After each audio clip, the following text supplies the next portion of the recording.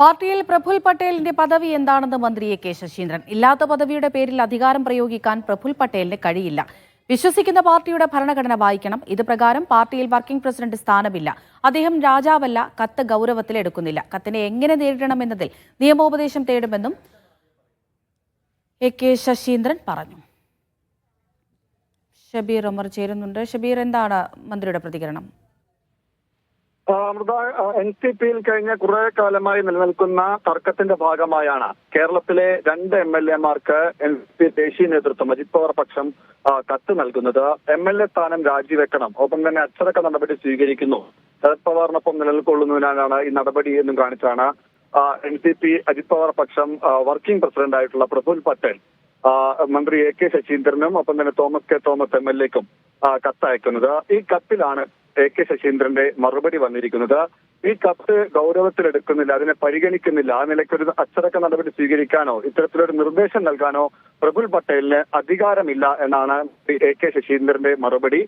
നേരത്തെ നമുക്കറിയാം, 2 വിഭാഗമായി പിളർന്നു. തെരഞ്ഞെടുപ്പ് കമ്മീഷൻ അജിത് പവാർ പക്ഷത്തെയാണ് ഔദ്യോഗിക പക്ഷമായി തീരുമാനിച്ചത്. അവർക്കാണ് ചിഹ്നം അനുവദിച്ചത്. എന്നാൽ ഈ പാർട്ടിയുടെ നേതാവായി നിൽക്കുമ്പോൾ NCPയുടെ ഭരണഘടന വായിച്ചിരിക്കണം പ്രഫുൽ പട്ടേൽ എന്നാണ് മന്ത്രി എ കെ ശശീന്ദ്രൻ പറയുന്നത്. ഈ ഭരണഘടന പ്രകാരം പാർട്ടിയിൽ വർക്കിംഗ് പ്രസിഡന്റോ അല്ലെങ്കിൽ വൈസ് പ്രസിഡന്റോ എന്ന നിലയ്ക്കുള്ള പദവികളില്ല. ആ പദവിക്ക് അത്തരത്തിൽ അധികാരമില്ല. ദേശീയ അധ്യക്ഷൻ അതുമായി ബന്ധപ്പെട്ട അധികാര കേന്ദ്രമായി നിലനിൽക്കും. അപ്പോൾ ഭരണഘടനാപരമായി പാർട്ടിയുടെ ഭരണഘടനാപരമായി ഈ കത്തിനോ ഈ അച്ചടക്ക നടപടിക്കോ സാധ്യതയില്ല എന്നാണ് മന്ത്രി എ കെ ശശീന്ദ്രന്റെ മറുപടി.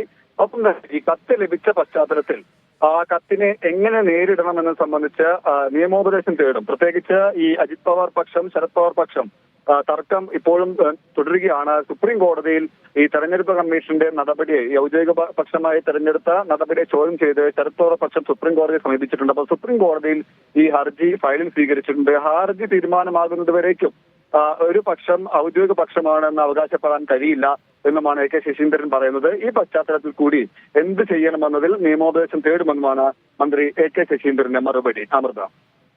ശരി, ഷബീർ ഉമറാണ് വിവരങ്ങൾ നൽകിയത്.